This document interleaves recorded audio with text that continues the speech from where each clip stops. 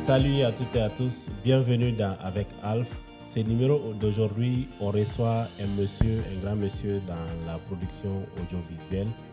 Il est cinéaste, photographe et surtout formateur dans ce domaine.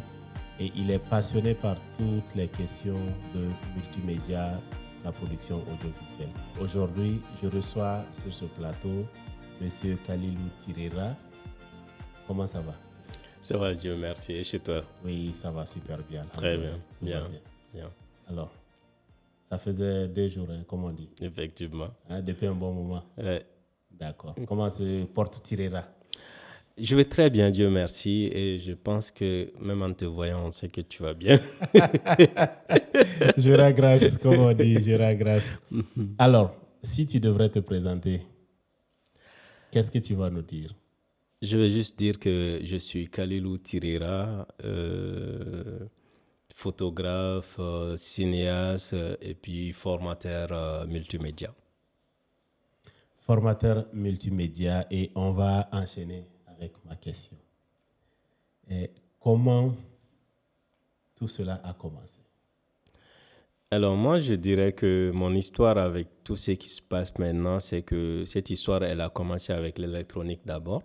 Je pense que plus jeune, quand ma maman m'amenait au village, j'étais avec le réparateur de radio du village qui s'appelait Sédou.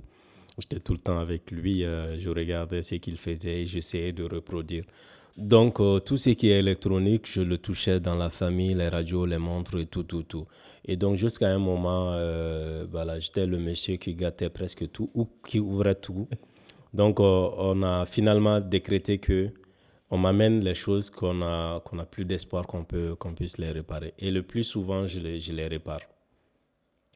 Donc, ça, c'est une première étape. La deuxième étape, c'est que je partais également quand il n'y avait pas de cours, je partais dans le studio aussi d'un grand frère, l'ami d'un grand frère qui s'appelait Moussa Diarra, qui était juste derrière le marché.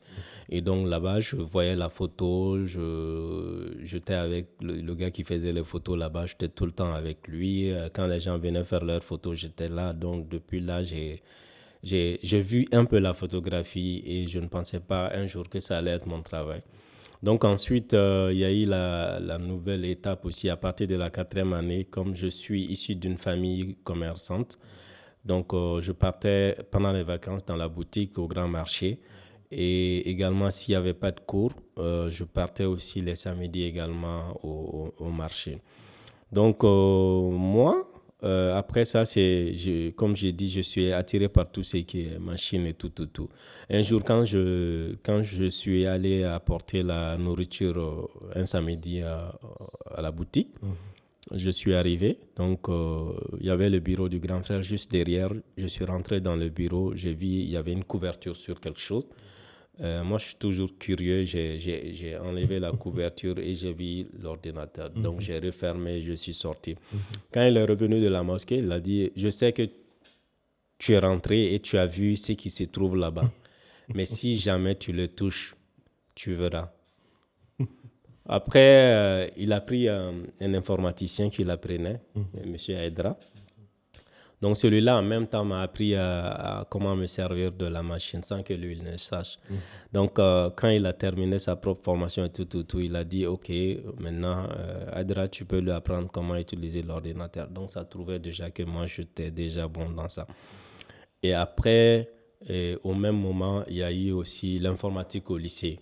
Donc, nous, on était du lycée Kankou Moussa. Le proviseur à l'époque, c'était Edmond Togo, paix à son âme, et qui avait une bonne relation avec une école américaine aux États-Unis. Donc, il faisait des allers-retours là-bas. Il nous donnait des matériels informatiques et des matériels de sport. Il y avait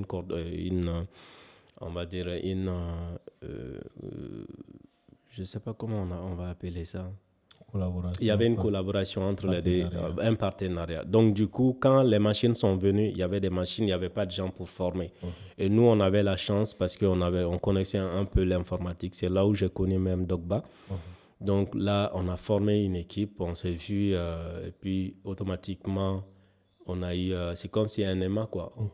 On avait les mêmes passions, on avait les mêmes, on va dire, la même culture et tout. Donc, du coup, on formait les élèves les jeudis soirs et puis les samedis, et les professeurs aussi. Donc pendant cette période aussi, on a pu former, on va dire, la majeure partie de nos élèves, des élèves et les professeurs du lycée Kankou Moussa. Si on doit chiffrer, on ne peut pas dire combien de personnes, mais on a formé beaucoup de gens dans ce sens. Ça, c'est à l'informatique. Donc, de l'informatique, après, nous avons, au même lycée, il y a eu le concours de cybernétique, un concours inter-lycée sur la création des sites web. Donc, nous, on était déjà amis, on faisait même nos exercices et tout ensemble. On a formé une équipe avec d'autres personnes. Et l'anecdote avec cette équipe, lorsqu'on est parti suivre la formation, il y avait d'abord une phase de formation. On est parti suivre la formation. À part une seule personne de l'administration, les autres ne le suivaient pas. Donc, les matières qu'on n'a pas suivies, on a eu des zéros là-bas. Et même la conduite, on nous a prélevé quelque chose. Wow. Le jour où ils ont compris que c'était quelque chose de sérieux qu'on faisait pour l'école, c'est le jour où l'ORTM est venu au lycée. Et quand l'ORTM est venu... Ça trouve que Edmond n'était plus au lycée parce que voilà, il n'était plus proviseur.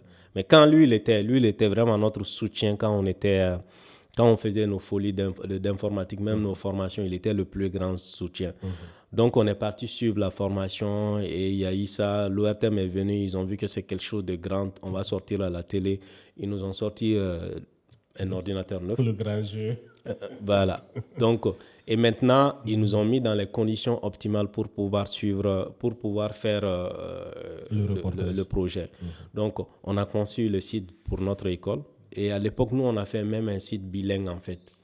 Notre site, quand tu rentrais sur le site, l'une des technologies qu'on avait fait à l'époque, c'était, il y avait le drapeau qui montait. Et ensuite, c'était en bilingue. Donc, c'était en français et en anglais. Donc, on a fait le site. Le concours, on a été deuxième avec le lycée technique qui a été le premier.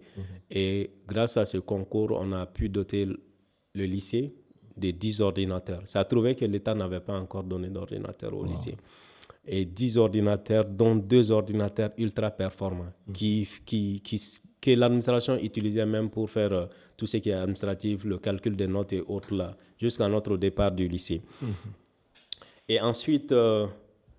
à l'université, il y avait des cyber. Après, le lycée a eu sa salle informatique et les gens s'y sont éparpillés. Et après, chacun a suivi son chemin. Et là, moi, j'ai eu un premier boulot hors du cadre familial qui était... Avant ce boulot, on avait aussi une usine de fabrication de plastique, de châssis plastique, en fait. Et là-bas, je dirais même que j'ai commencé l'infographie là-bas, en fait. Je le faisais avec le logiciel Paint. L'idée, c'était de faire les étiquettes. Autrefois, les châssis plastiques avaient l'étiquette où il y avait le drapeau du pays et le nom de la structure. Donc, moi, c'était pas l'Internet du grand boom. Je suis allé sur Excel. Dans une des options de Excel, il y avait la carte du monde. Donc, j'ai pris la carte du monde, j'ai enlevé les autres pays, j'ai conservé le Mali et j'ai fait le vert jaune rose avec Paint et le nom de la structure. Donc, on imprimait avec l'imprimante et on mettait dans les étiquettes. Donc, après, il y a eu l'université et à l'université, j'avais le temps. Parce qu'au lycée, tu n'as pas assez de temps. À l'université, j'avais le temps, il y avait assez de temps libre où il n'y avait pas de cours, en fait. Et donc, du coup, moi, grâce à un ami, j'ai eu un job. On va dire, ce job, c'était que j'étais chargé de formation du cyber. Le cyber s'appelait Malibiz, c'était à Daoudabougou. Et donc, là-bas, moi, j'étais chargé de faire la formation. Je faisais la formation et j'avais mon pourcentage. Pour moi, tout ceci, ce n'était pas un travail parce que j'ai ce que je veux en permanence. Autrefois, moi, je payais l'Internet. Pour se connecter, il fallait payer l'heure à 1000 francs ou la demi-heure à 500 francs. Donc, quelqu'un qui a l'Internet à sa disposition et qui peut se connecter, c'était déjà quelque chose pour moi. Et au même moment, je travaille en intermittent entre le samedi et le dimanche dans un autre cyber à Calaban. Donc, ces deux m'ont permis, dans ces cyber, ça m'a permis d'aller à la recherche de l'information et de suivre parce que moi, je dis, je suis curieux quand je vois une image. j'ai envie de savoir comment c'est fait et j'ai même envie de reproduire. Ma chambre même était mon petit laboratoire où j'expérimente les choses en fait. Donc là-bas, j'ai suivi autant de formations sur l'utilisation de Photoshop à l'époque qui n'était pas le Photoshop de maintenant. C'était même pas le meilleur logiciel à l'époque. Il y avait d'autres logiciels utilisés dans le compositing photo et même dans le montage qui étaient assez performants que les logiciels Adobe à l'époque.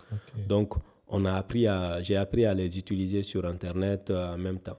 Et moi, j'étais passionné de deux choses, la programmation et le multimédia. Et c'est deux choses en commun que on utilise assez le temps, en fait. Donc, j'avais des compétences dans les deux, mais l'un a bouffé l'autre. Donc, l'informatique a bouffé... non, on va dire le multimédia a bouffé l'autre. La programmation. Et la programmation. Donc, il y avait aussi souvent des formations ici par des Canadiens et d'autres personnes qui sont venues où on a appris les bases de la photographie avec eux. Je l'ai fait avec Calapo. Donc, et d'autres personnes de notre association à l'époque qui s'appelait Amistic. Donc, ça nous a éveillé le truc de la photographie. Et moi, dès le départ, j'avais fait un choix. Ce choix est venu parce que on était des gens qui, on va dire, on était des laboratoires, quoi. On expérimentait toutes sortes de choses, en fait. Je me suis lancé un peu aussi avec le même groupe, Dog by Out. On a essayé aussi de refaire les beats parce qu'à l'époque, les gens chantaient sur on va dire, l'instrumental, c'était les instrumentales que les gens comprenaient ailleurs. Des chansons déjà qui ont l'air instrumentales et autres, surtout les Américains. Il y avait la chanson de Game, This Is How We Do. À la fin, il y avait le rythme qui était là. Tan, tan, tan, tan, tan. Voilà, là, c'était les bases du montage. On prend cette partie-là et on allonge. Donc, ça nous permettait d'avoir le beat, en fait. On a tous fait. Et moi, je me suis dit après, Joe, la musique et toi, là, c'est deux choses. Tu ne peux pas faire la musique. Il faut laisser ça. Même si tu as envie de faire la musique, ça ne colle pas avec ta famille. Donc, fais autre chose qui n'est pas ça. Donc, je me suis dit, OK, moi, la musique, ce n'est pas mon truc. Moi, ça va être uniquement les images. Je ferai que la vidéo et la photo. Et tout ce qui est montage et autres, là, je le faisais. Donc, quand je voyais un le faire dans un film, je le reproduisais avec le logiciel After Effects, je fais les trucs. On a eu même des formateurs qui sont venus de la France, dans notre salle. Quand ils sont venus, ils ont vu que moi, je connaissais déjà After Effects. Le gars, il était assez étonné, en fait. Il m'a parlé des astuces. Est-ce que tu connais ça? Est-ce que tu fais ça? Et là, j'avais fini avec tout ça, là, quoi. Mais tout ça, là, je l'ai appris avec l'accès à l'Internet à l'époque. Donc, après, j'ai eu un contrat dans une agence de communication qui était à ses débuts. L'agence, ça s'appelait Faso Support, où j'étais recruté pour la première fois dans une agence en tant que graphiste. Et donc, du coup, tout ce qui était affiches et autres, là-bas aussi, j'ai appris les normes par rapport à la création d'affiches et autres. Ensuite, j'ai créé un magazine aussi. Et ce magazine, il y avait un Sénégalais qui était assez bien. Donc, nous, on a fait, parce que moi, OK, magazine, Photoshop peut le faire ou telle chose. J'ai fait toutes les pages, mais il y avait des règles à respecter que je ne connaissais pas, qui étaient des règles liées à ça. Donc, il y avait un Sénégalais qui était quelque part jusqu'à Titi Bougou. C'est là où j'ai fait la découverte de Titi Bougou. Donc, on m'a mis en relation avec ce dernier où je devrais aller chez lui pour qu'ils essaient de faire la mise en page et tout. Donc, lui, en faisant la mise en page, j'ai appris beaucoup de choses par rapport à certaines choses, notamment la typographie et autres.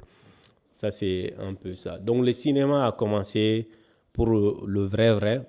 J'ai essayé de faire des films, parce que j'ai un ami qui a pu faire un film seul, qui aussi, on partait au même cyber. Dommage qu'il ne soit plus dans ce domaine d'informatique et autres. Sinon, il était assez doué. Il avait fait un film où il était le seul acteur dedans. OK. Donc, quand je vis son film, j'ai dit, je vais faire la même chose. Lui, il avait un caméscope parce qu'il travaillait dans un truc qui avait Sony, caméscope, machin comme ça. J'ai pris, j'ai dit, OK, je vais faire la même chose. Un dimanche, je viens chez moi, la maison était en construction, j'ai essayé de faire la même chose. Et le film, je l'avais même appelé Yin Yang. C'est-à-dire, c'est moi bon et moi mauvais qui s'affrontent et tout. L'autre là est trop gentil, l'autre là ne l'est pas. Et ça a bien reçu. Après, il y a eu ICKO, les jeunes talents de ICKO que Suleiman a mis en place. Et donc, Suleiman Sissé, le cinéaste, paix à son âme, qui a mis en place. Et ça nous a réunis. Ça a réuni beaucoup de personnes qui étaient passionnées dans ça. On s'est tous retrouvés chez lui, dans son bureau. Donc, on était laissés avec notre liberté. Donc, chacun s'épaulait en fait. Il se trouve que moi, j'ai des compétences en montage. Je le fais pour aider certains. Il y avait d'autres aussi qui étaient des comédiens. Il y a d'autres aussi qui avaient une idée sur la réalisation. Donc, chacun venait avec sa machine d'idées. J'ai dit, OK, je veux faire un film sur ça. Et là, une équipe se forme. Il y avait plusieurs compétences là-bas. Donc là, même certains qui n'avaient même pas de compétences en cinéma et dans ce domaine ont eu des compétences par rapport à ça. Et ce projet a été piloté par Cass, le Royal Cass, paix à son âme, je peux même dire qui est à la base de cette génération de cinéastes qu'on a, qui ne sont pas passés par une école de cinéma. Et après, qui ont continué de faire des formations. Avec ça, on a pu faire des films qui ont été projetés à N'Djamena, qui ont été dans d'autres choses. Et c'était vraiment un grand début. Ça nous a vraiment poussé à faire des films. Et qui nous a aussi créé un petit réseau, parce que les gens qui se sont connus à travers ce projet continuent toujours d'élaborer. Et ce sont eux aujourd'hui qui sont à la tête des associations de cinéma et autres. Donc, je peux vraiment dire que c'est vraiment ça la partie cinéma. Et les autres aspects, l'audiovisuel, les émissions et autres.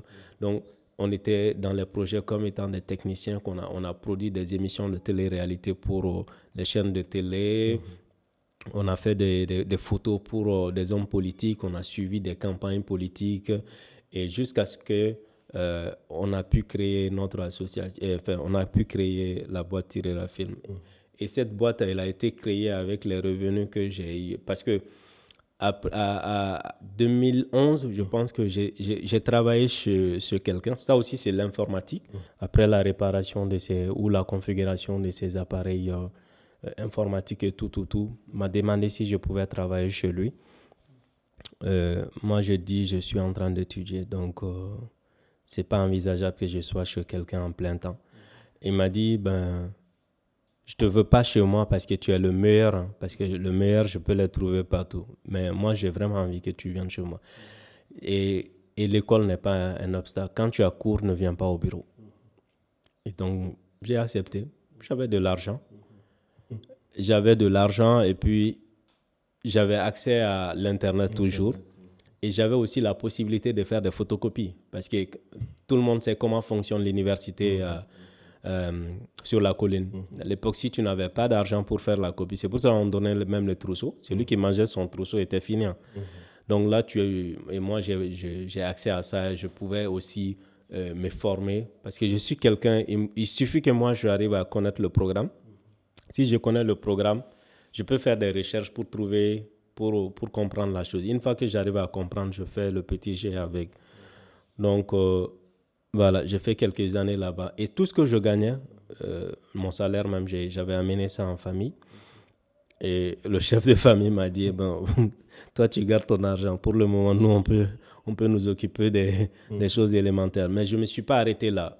Ce que je gagnais, je contribuais à des choses que je peux faire sans pourtant faire autre chose. Donc, ce que je gagnais à l'entreprise me permettait d'aller à l'école, ça me permettait aussi d'avoir le carburant, ça me permettait aussi d'être dans les meilleures conditions et voilà quoi. Donc, ce que je gagnais, j'ai investi en fait. J'ai investi une partie de ce que je gagnais là-bas en achetant toujours les choses en rapport avec la création audiovisuelle. Parce que, comme je te dis, moi, ma chambre, c'était un petit laboratoire. Il y avait mon ordinateur dans le salon, il y avait mon lit avec les livres, la télé. C'était vraiment ça, quoi. Donc, quand je gagnais, j'achetais des lumières. Souvent, les lumières des chantiers là, qui chauffaient là et tout. Et j'essayais de faire des vidéos avec ça. Et après, tout en travaillant, des gens m'ont fait confiance pour aller faire des productions pour eux.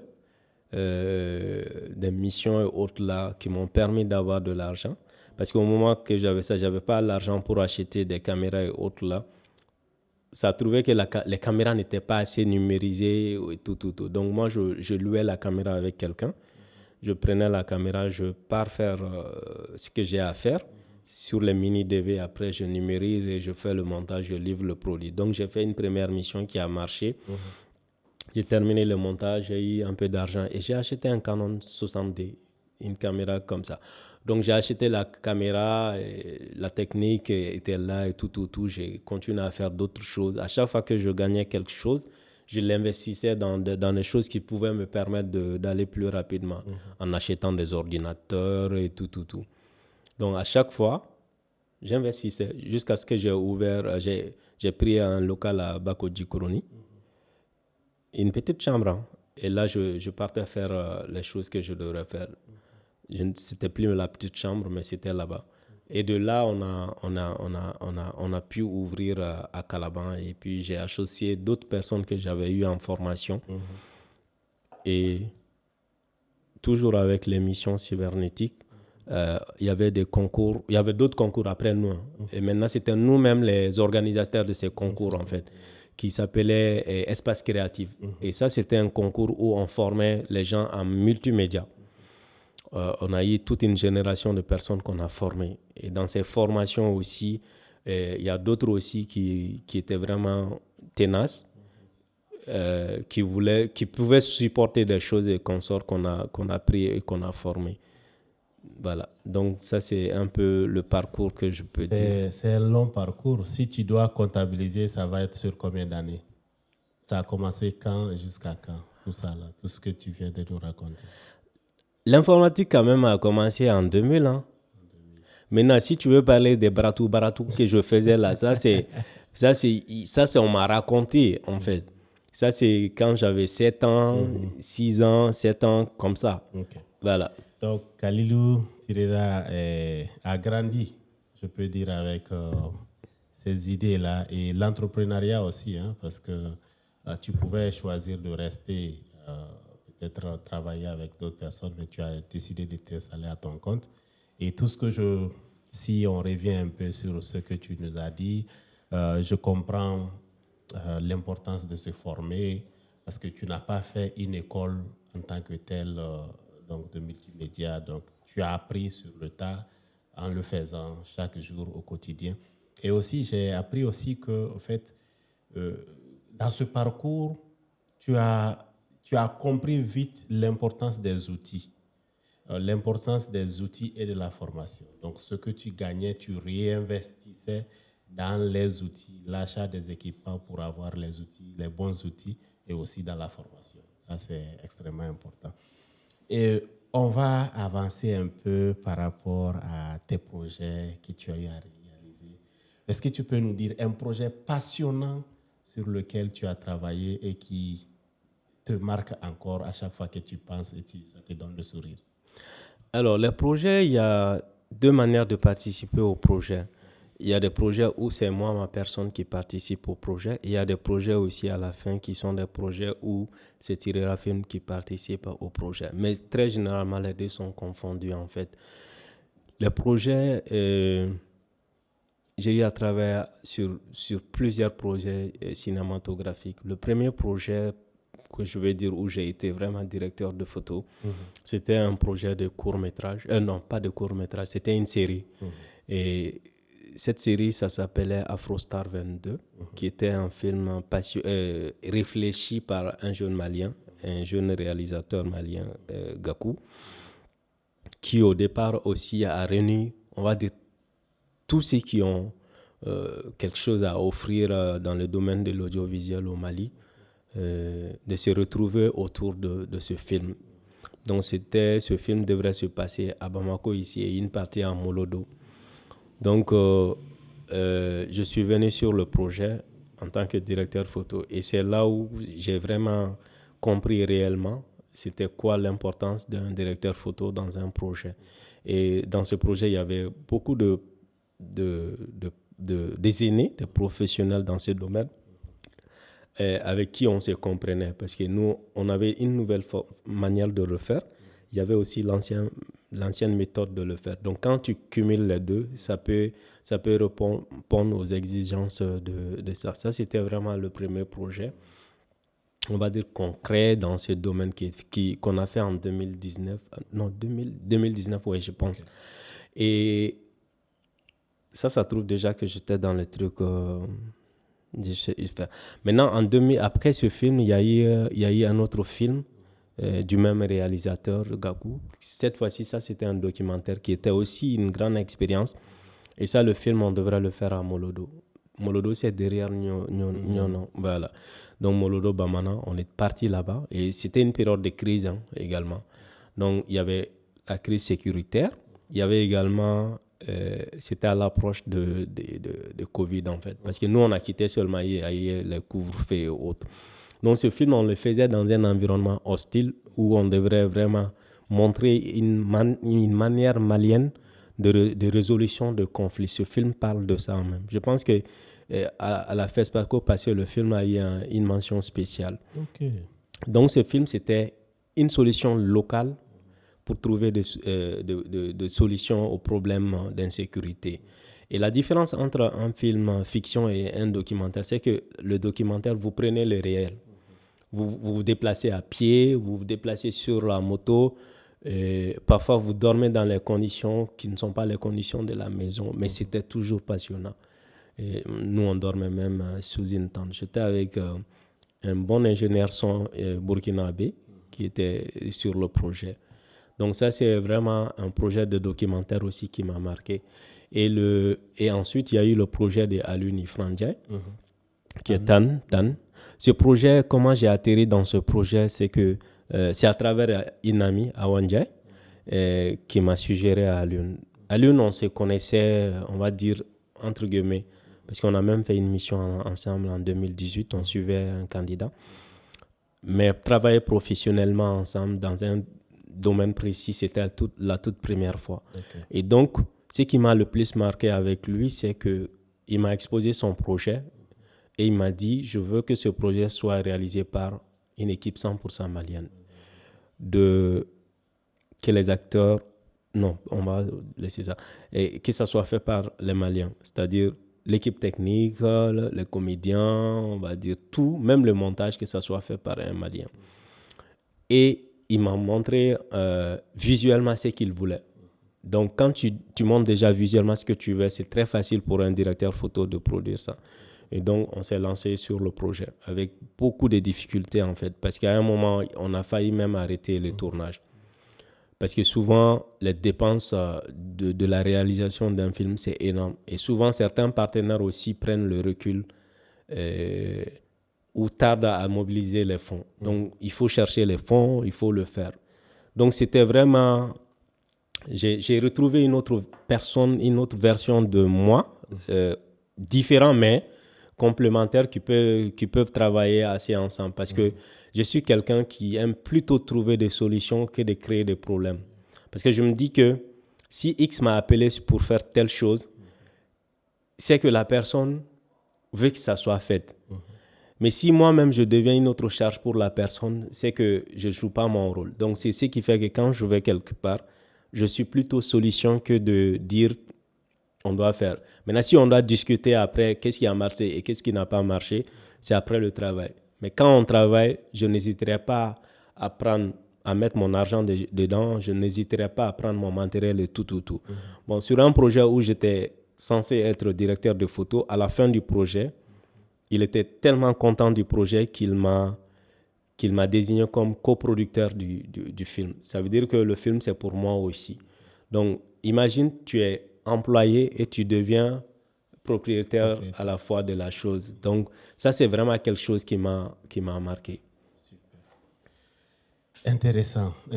On va revenir peut-être au niveau, dans chaque chose qu'on fait dans la vie, il n'y a pas que ce qui est bon. Certainement, il y a des difficultés qui ont certainement parsemé le parcours que tu as eu. Je sais que beaucoup de jeunes, quand on parle de Tirera, ils sont inspirés, ils veulent faire comme toi. Mais certainement, il y a des choses, des obstacles également que tu as dû franchir pour arriver à là. Est-ce qu'il y a des choses particulières que tu souhaiterais partager avec nous? Moi, dans mon travail, je ne calcule pas les difficultés parce que je suis passionné de ce que je fais. Quand je suis en train de travailler, je ne sens même pas. Parfois, quand je suis sur les plateaux, certains pensent que je suis même méchant. Parce que quand moi je travaille, je n'ai même pas d'appétit en fait. Je ne me repose pas, je ne mange pas. Souvent, je dis même aux gens, mangez. Parce que je sais quand moi je vais me reposer là, c'est là où toute la fatigue va venir. C'est là où j'aurai envie de manger. Donc, mon travail, c'est quelque chose qui me passionne. Donc, je ne sens même pas les difficultés, les fatigues et autres. Et chaque chose qui m'arrive, je dis que c'est un défi. Il faut que j'arrive à surmonter, à dépasser ces niveaux. C'est comme quand tu joues. Tu joues un match, tu gagnes. Tu as envie de gagner un autre match, tu as envie de gagner ainsi de suite. Mais les difficultés qui m'ont le plus marqué, ça, c'est lorsqu'il y a eu une inondation qui a inondé presque tous les bureaux. On a perdu tout. On a tout perdu. Et les machines, les appareils, les flashs, tout ce que tu peux imaginer qui était au bureau était foutu. Et moi, je ne suis même pas allé au bureau le lendemain, sauf les choses qui n'étaient pas au bureau. Moi, j'avais un projet, j'avais un tournage à faire, je suis parti là-bas. Mon collègue Amasof qui était là-bas, et ils étaient sous le choc, ils étaient en train de sortir les matériels de là-bas. Il m'a appelé pour me faire le point. Il m'a dit, oui, il y a eu l'inondation. Et ok, il n'y a pas de problème. Il m'a parlé avec même un ton irrespectueux. C'était la seule fois où il m'a mal parlé. Il m'a dit, je t'ai dit que voilà, tout le bureau est inondé, autre là, tu ne fais rien, tu ne réagis pas, tu réponds froidement. J'ai dit, mais c'est déjà fait. Tout ce que Dieu fait est bon, on va continuer. Qu'est-ce que nous, on peut faire tout de suite pour résoudre ce problème? Et donc après, on est parti. On a encore cherché les moyens, on a travaillé, et on a pu remplacer tout ce qui se trouve là-bas. Ça, c'était vraiment un grand défi qu'on a encore surmonté. Ce qui fait que chaque fois que quelque chose arrive, c'est quelque chose de bien. Après on évolue, quoi. D'accord. Est-ce que tu as des personnes que tu considères comme mentors ou bien est-ce que tu as réellement des mentors et quels sont leurs rôles au fait? Alors moi, en termes de mentorat, j'ai deux types de mentors. J'ai des mentors physiques et j'ai des mentors d'œuvres. Les œuvres m'inspirent plus parce que je regarde l'œuvre de certains qui sont des choses qui peuvent vraiment nous pousser à aller plus loin. Et j'ai aussi des personnes physiques qui me suivent, qui me conseillent, qui me donnent des opportunités et qui voient ce que je fais. Quand je fais quelque chose qui n'est pas bien, ces personnes sont là pour me dire « Attention, c'est comme ça qu'il faut aller ». Et ces mentors sont dans mon domaine et il y a d'autres aussi qui ne sont même pas dans mon domaine et qui me disent des choses comme ça. Est-ce que tu as fait ça? Ou car ça, je vois telle liste, ton nom n'est pas sur la liste, va t'inscrire. Ils me donnent des ordres et j'exécute directement, je ne réfléchis même pas. Donc, c'est vraiment ça. Et les mentors, c'est plus les œuvres en fait. Par exemple, moi, je peux dire que tous les anciens réalisateurs du Mali, qui sont vivants ou pas, sont des mentors pour moi. Parce que quand je regarde ce qu'ils ont fait et comment ils sont en train de relater notre histoire et comment ils ont relaté notre histoire, ça me permet à moi de savoir qu'il y a déjà une base et je suis cette base. Et il y a certains aussi qui sont des mentors à qui, quand tu as un projet, tu dis, voilà, j'ai envie de faire ça, qu'est-ce que tu en penses? Et c'est vraiment nos aînés dans ce domaine. Et entre nous aussi, on se conseille. Donc, je dirais que j'ai deux types de mentors. L'œuvre des gens qui m'inspirent et aussi mes mentors dans l'ombre que je ne veux pas dévoiler parce que c'est eux ma force. Ouais. D'accord. Tu sais, ici, dans l'émission, dans ce podcast avec Alf, on accorde beaucoup d'importance aux valeurs. Ça m'amène à te poser la question, est-ce qu'il y a des valeurs qui te guident au quotidien? Si oui, est-ce que tu peux partager certaines de ces valeurs avec nous? Alors moi, les valeurs qui me guident d'abord, la source, c'est d'abord la famille. Il faut savoir d'où tu viens. Et mon nom de famille est un poids parce qu'il n'y a pas assez de Tirera. Partout où je passe, je suis presque le seul Tirera avant que les autres Tirera viennent. Donc, tout ce que je fais est facile à identifier. Si on parle d'un Traoré, il y a plusieurs Traoré. Quand on parle d'un Mamadou, Amadou, il y en a plusieurs. Et moi, c'est Kalilou, il n'y en a pas beaucoup. Tirera, il y en a peu aussi. Les Tirera sont entre Banamba et Touba. Et aussi, il y a certains aussi qui sont de la région des Cailles. Donc, c'est un nom qui n'est pas assez connu. Ça, c'est la première chose. La deuxième chose, c'est ma famille. Ma famille a des valeurs que nos parents nous ont léguées. Et nous sommes un peu les ambassadeurs de notre famille. Donc, ma famille est réputée pour certaines choses et je ferai tout pour ne pas ternir l'image de ma famille. Et les autres valeurs que j'ai aussi, peut-être certains, je le puise dans ma foi, et qui font que je suis quelqu'un qui accorde beaucoup d'importance à l'humain, en fait. Je fais confiance aux gens, sauf ceux qui font autre chose. Et je fais souvent la part des choses, en fait. Quand on est dans une vie associative, je sais quelles sont les limites de la vie associative. S'il y a des choses à se dire là-bas, je les dis. Quand c'est dans le cadre professionnel aussi, je les dis aussi. Et quand c'est la vie de tous les jours aussi, je fais ça. Peut-être, si toi et moi, on doit travailler sérieusement sur quelque chose, je te donne mon avis tout de suite. On peut même souvent s'engueuler par rapport à ça. Mais on termine le projet, tout de suite, on se retrouve à la porte. C'est moi, de façon naturelle, que tu vois. Donc, ces valeurs, c'est vraiment important pour moi. Confiance, faire confiance aux autres. Sa famille d'abord, la foi, faire confiance aux autres. Et surtout, la vérité. Quoi qu'il arrive, il faut se dire la vérité. Parce qu'il y a des solutions quand on se dit la vérité. Mais quand on fait le mensonge, ça va nous rattraper. Ouais. Quand on fait des mensonges, certainement, ça va nous rattraper. Tu sais, aujourd'hui, l'intelligence artificielle, nous sommes nombreux à penser que peut-être ça va remplacer l'homme. Quelle est ton appréciation de ce concept de dire qu'aujourd'hui, surtout dans le domaine multimédia, on dit on va remplacer l'homme, on peut créer on peut créer beaucoup de choses sans avoir besoin aujourd'hui des professionnels. Quelle est ta lecture de cela? L'humain a toujours eu peur du changement, en fait. Il y a ceux qui combattent le changement, il y a ceux qui observent le changement, il y a ceux qui suivent le changement. D'abord, le changement majeur qu'on a eu, c'était les gens faisaient tout avec les chevaux. Et quand les voitures sont arrivées, il y a beaucoup de gens qui ont voulu combattre les voitures en disant non, ça ne peut pas faire. Et souvent, on se moquait même. Mais maintenant, la voiture est devenue normale. Quand l'informatique arrive, je maîtrise ça un peu parce qu'on a grandi avec ça. Au moment où nous, on faisait l'informatique, il y a beaucoup de gens qui nous regardaient, qui rigolaient en fait. Et des vieux même qui disaient que non, ça c'est un truc de... quoi.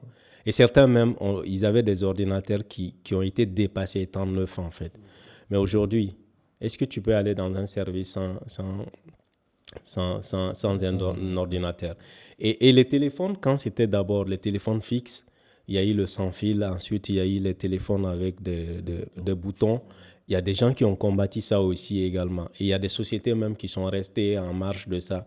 Et aujourd'hui, ils ne sont plus les leaders. Il y a d'autres qui sont les leaders. L'intelligence artificielle, pour moi, ce n'est qu'un outil comme d'autres outils.